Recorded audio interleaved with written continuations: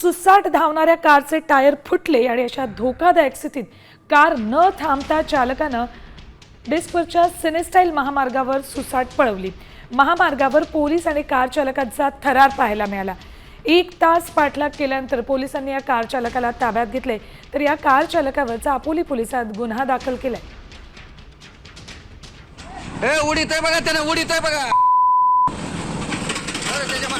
तीसरी कार आहे ज्या कारचे टायर फुटल्यानंतरही महामार्गावर त्यानं कार सुसाट पळवली। तासभर त्याचा पाठलाग केल्यानंतर पोलिसांनी त्याला ताब्यात घेतले।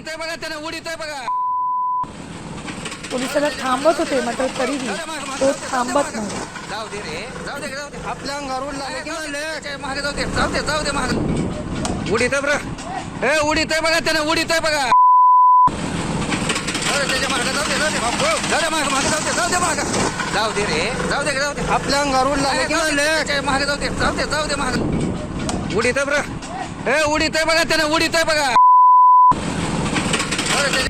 आता isakal.com आहे देशातील नंबर 1 ची मराठी न्यूज वेबसाईट। प्रत्येक अपडेटसाठी isakal.com ला नक्की भेट द्या।